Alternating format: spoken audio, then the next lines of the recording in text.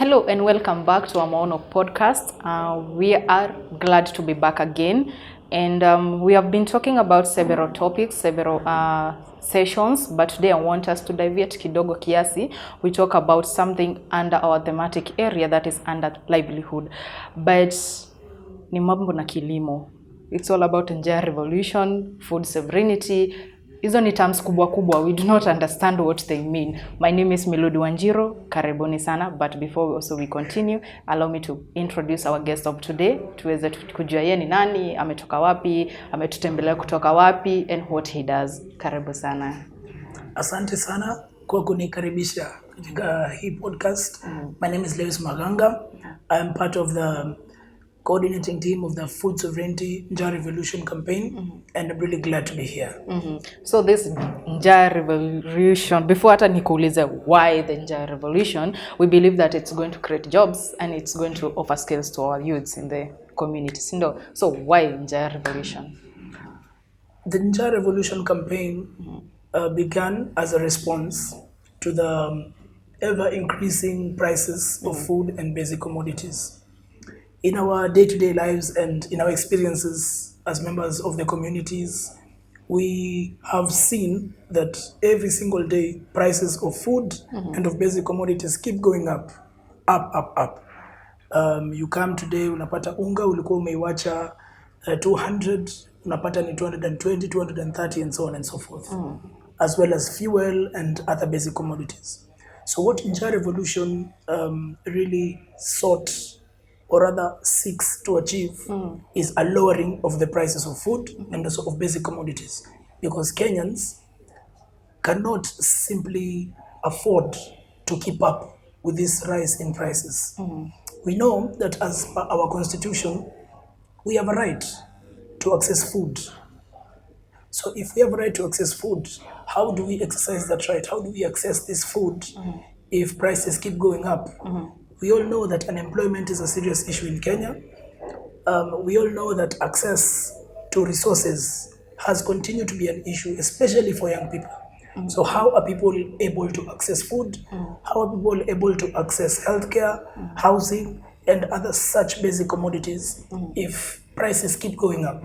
So that was the basic reason why the NJAA Revolution campaign began and why it is ongoing. Maganga, before, right? I'm right? Yes. I don't want to make a mistake. Before even we go ahead, we have the right to food. That's ni lazima, we have that right. But we as youths, because I'm putting it in a way of my youths, we are the one fighting to get maybe the prices to get lowered, the fuel, the CHAKULA, in everything. What are we doing as the youths so that we also get those prices of food get lowered? In as much as we're doing the advocacy, in other terms, what are we doing? So exactly that. As young people, we should understand that it is our responsibility to really immerse ourselves in all efforts geared towards getting food prices lowered. And what are some of these ways?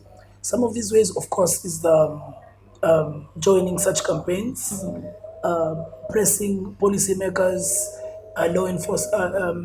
lawmakers to initiate legislations that would protect us as Kenyans from the ever-increasing prices of food and basic commodities.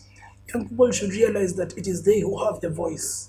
It is they who have the responsibility to work for a future that is better for all of us. So as part of they engaging in these efforts, they should engage in such campaigns, join the campaign, press their area MCAs, their legislators, everywhere they are, in order to ensure that there are laws. And these are, there are provisions to ensure that this is done, so that laws are made to ensure that there is no further increase in prices that will hurt them. Especially the young people who really are the majority of the population. So when things go up, it is they who get affected the most. And also we see that young people really cannot access means of livelihood as much as other sections of the population.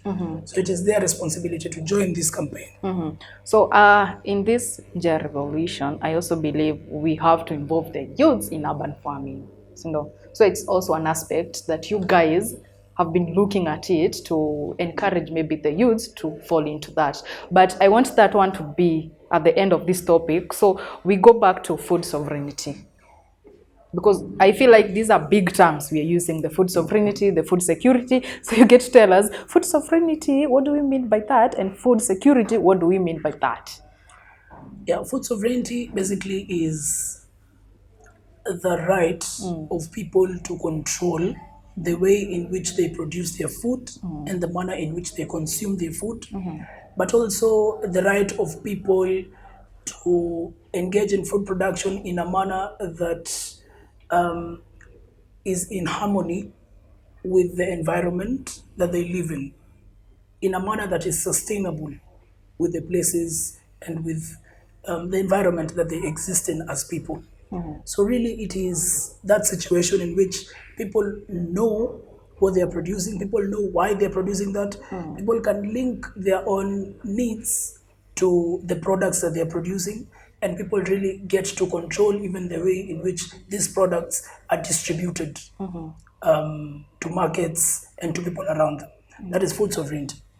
Food security, on the other hand, is a blanket term which really talks about access to food, but it does not go deeper into how this food is produced, nor is it in harmony with the environment, and so on and so forth. So the difference is that when I talk about food sovereignty, you're talking about bora chakula. Wajua, bora kila mtu amekula na ameshiba. That's for the food sovereignty. No, that's food security. Yes, food security. Yes. Yeah. Bora mtu amepata chakula. That is food security. Yes. But for food sovereignty, we are saying, si bora chakula, ni chakula bora. Yeah, it's quality food, it's healthy, it's sustainable, and it's something we have control over. Yes. But in urban settlements, do you think we have the idea of food sovereignty? Like we have the right of what we are producing, what we are what we are consuming, and all that? Because I feel like this one is working more in the informal, uko mashambani. Because in towns, ama in Nairobi, I feel more like ni shamba la mawe. So if you're applying this campaign, how are you guys working on it? We are interested. It's something that we are curious about, and we might also jump into it. Yes. So there are various ways, of course, in which we try and make people aware of the campaign, and to try and make people understand their role in working towards food sovereignty. But first of all, yes, it is very difficult because of the conditions that exist for people to really be sovereign, or rather be in control over what they produce and what they consume. We are in a system which we're in a system in which this power, this control over our food has been taken away from us. And it's been taken away from us because the system that is in place pays attention to the need for profit over the need to satisfy the wants of the people. So that's why we lack access to food sovereignty at this point. But the ways in which we try and make people aware, and we try and make people join this campaign for food sovereignty, is to continue to conduct community dialogues on a regular basis, in which we speak to members of the public, members of our communities, about what food sovereignty really is, and why Kenya tunahitaji ni chakula bora and not bora chakula. We have street theater storms which continue to happen. We have radio sessions in which people who are aware of food sovereignty speak to members of the communities, community radio stations that is, speak to members of the community and talk about what food sovereignty is. And we have mass actions, including protests and petitions, which continually go on and which continue to mobilize people and really make them aware of what food sovereignty is, and most importantly, press for legislative measures which would protect our people against GMOs or against monopolization of seed production, and also any further increases in the prices of food that would make food inaccessible to the people. So I feel it's more deep and deep and deep, because if the campaigns are being done, do you guys target on people who are doing the farming, or it's just creation of awareness to the community? Because I feel if it's about food, are you guys targeting watu wenye wanafanya ukulima? Yeah, everyone has a role to play. Of course, we are targeting watu wenye wanafanya ukulima, and this is not only, this campaign has not only been centered around urban centers, Yes. such as Nairobi, but it's been ongoing in counties throughout the country. Yes. Yeah, in different counties. So we feel that everyone has a role to play, because it is not only wakulima ambao wako affected, Yes. by the lack of food sovereignty. All of us are affected, and all of us have a responsibility of making sure that the other person knows about what's happening. Yes. You see, there are seed laws, for instance, which have been put in place that regulate the way in which people exchange seeds. And the reason that is dangerous for us is because it's making the indigenous seeds disappear and putting farmers at the mercy of corporations which produce seeds. And we all know these seeds are unsustainable. You have to buy them every planting season. Yes. So this campaign goes on kwa wakulima, and it's been gaining traction, and there is a lot of progress in that. In as much as, of course, there's still a lot of work to do. Yes. But also the campaign goes on in urban centers, because when people know, then they can continue to make other people aware of what's happening, and they can try and influence our policies so that we really get to protect ourselves. When GMOs come and they dominate our markets, it is we who get affected. Yeah, we get to be dependent on, first of all, products which are not even locally made. Yes. But also it also exposes us to really certain illnesses or diseases which we might not have been exposed to had we stuck to our organic ways of producing our foods. Yes. Our organic ways of producing our food. Yeah. Tell us, what is the organic way? You know, people who are in urban centers, urban areas, telling them about the organic ways of producing their foods. And now that we are under the climate change, it happened in Kenya, the climate change summit and all that. So what are these ways? We're curious, the ways of the organic methods. Well, simply when you talk about that, we are talking about now the antithesis of this this GMO way, or this way in which these monopolies have come and they've really taken over our seeds. And for that, we are simply looking back at the way in which food production was done during the time where we had not been exposed to this system in which profit really is the motive for food production. So vile our ancestors walikuwa wana produce food. Of course, we're not trying to replicate what was happening there, but we're trying to say that there are certain knowledge, indigenous knowledge that was there during that time, knowledge about our environment, and knowledge about what species of crops do better in what environments. We knew what species or what seeds were much better adapted to certain environmental conditions. For instance, kukiwa na drought, ni aina gani ya mawele ama ya mahindi ama whichever, ama cassava or whichever inaweza do better, you see.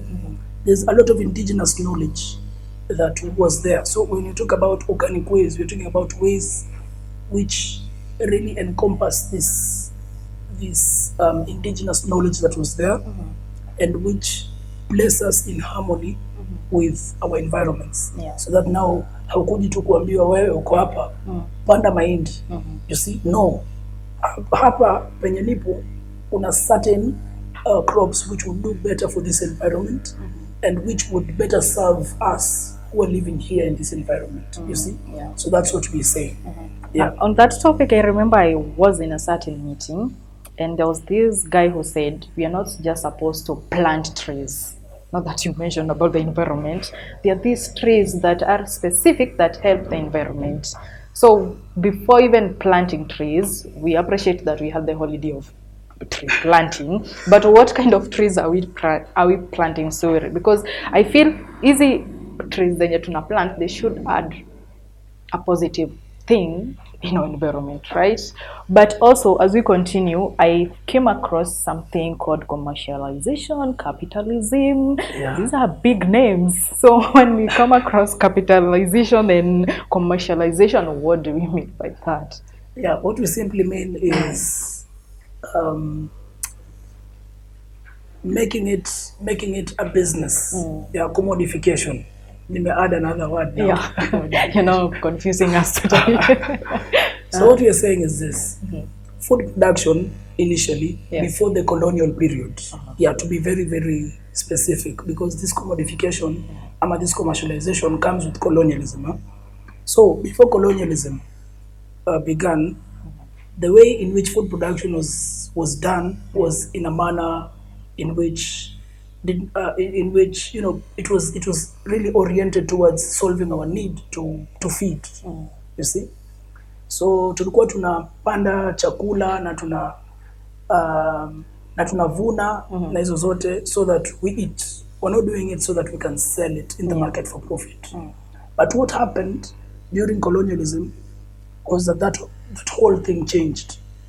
The colonialists came, they took away our land.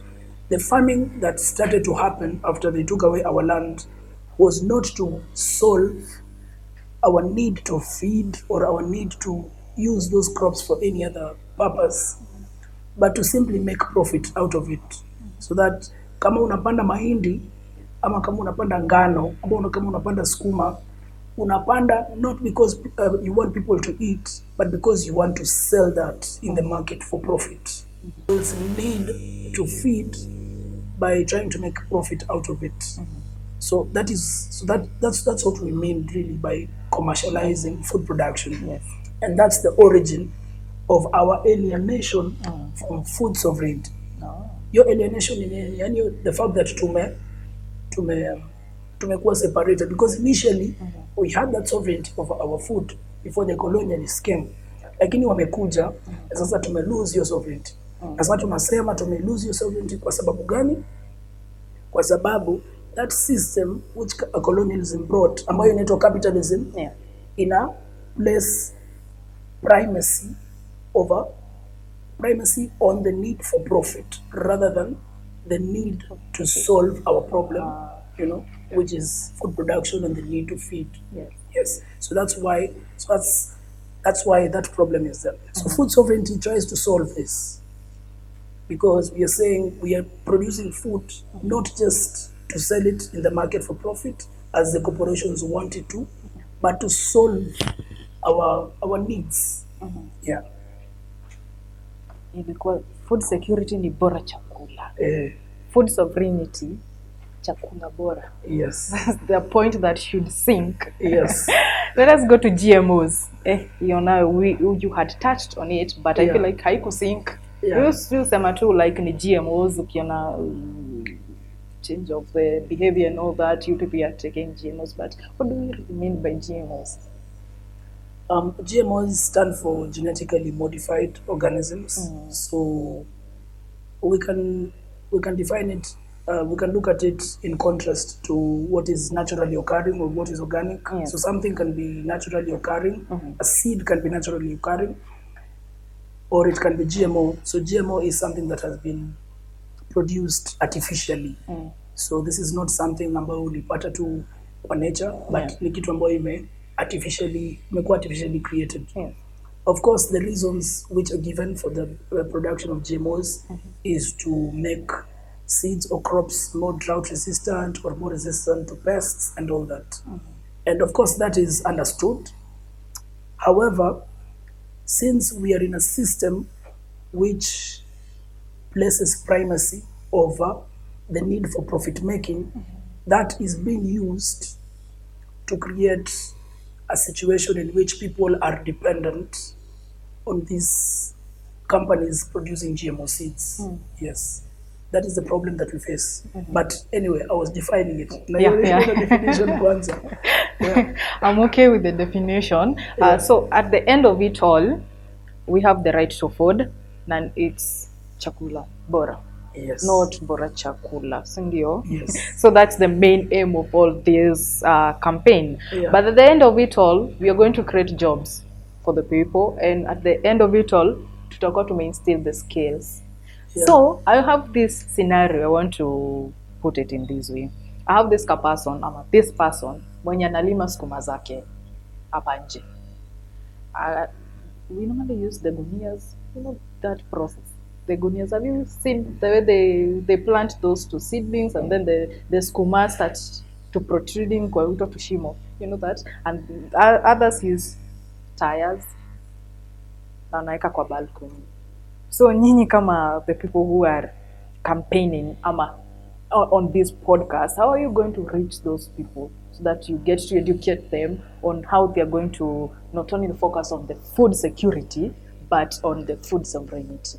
So again, that's why it's really important for us to continue doing our dialogues with members of the community, doing our outreaches with them, basically amplifying the message of the campaign so that they can understand which ways they can continue to have control over all that's being produced. But also importantly, the reason it's important to loop them into the campaign is for them to understand the root causes of why they are having to use such methods of farming.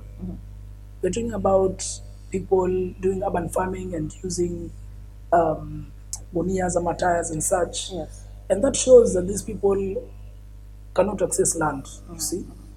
Because ideally, what's supposed to happen is unafaa ukuwe na shamba adequate where you produce food or whatever it is. But in the urban setup, that's a problem. And there is a reason why people cannot access land, you see? So what is that reason? Why can't we access land? And this is a naturally occurring resource.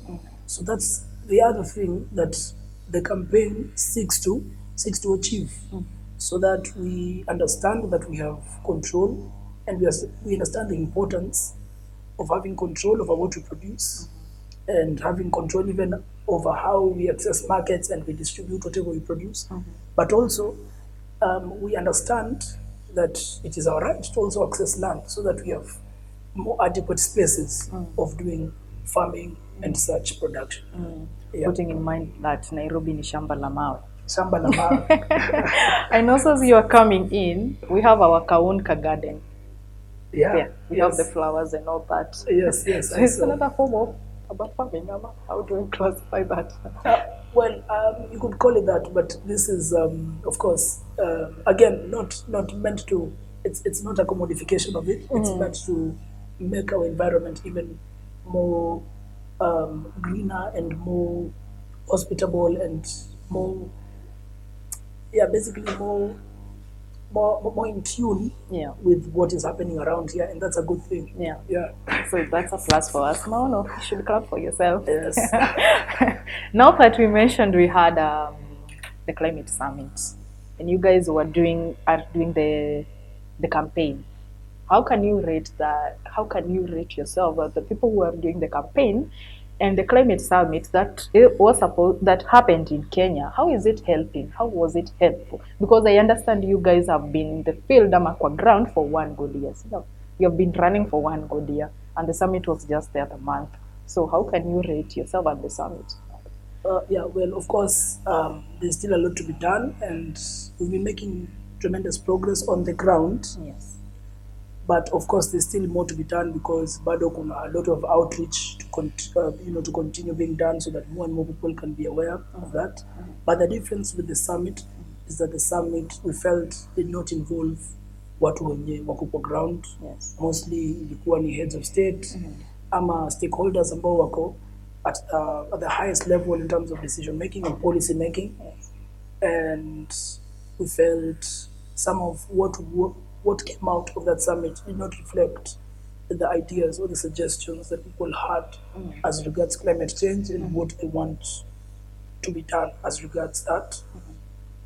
Something that really stood out from the climate summit that was done was this aspect of carbon credits, and we felt that was not really in sync with what people want, because it really doesn't scientifically lead to a reduction in carbon emissions, because people can simply continue to emit while saying that they are doing something about it because they're paying other people, to plant trees and all that. So we felt that was not in sync with what the majority of the people want and what they feel can serve as solutions to climate change.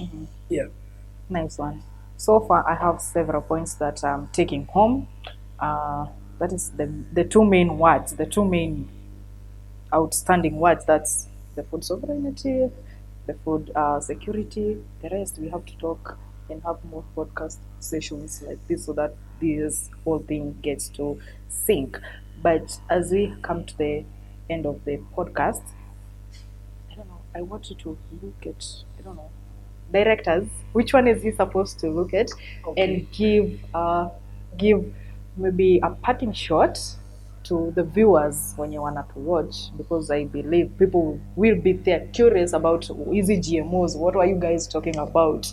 Chakula bora chakula, and all that. So give us a parting shot. Yes, I'd like to say that food sovereignty is what will rescue us from the ever-increasing prices of food, and that's going to happen because it's going to give us control over what we produce and how we produce it and how we distribute it to the markets. It's going to help with the climate crisis because it's going to emphasize the need to synchronize whatever is being planted with the environmental needs that really exist in any ecological space. Food sovereignty is what is going to return our dignity as farmers, as human beings, because it's not placing us under the mercy of people who have monopolized the production of seeds. Mtu atakuja akwambia ati sasa lazima ununue seeds kwangu so that uweze kuplant next season.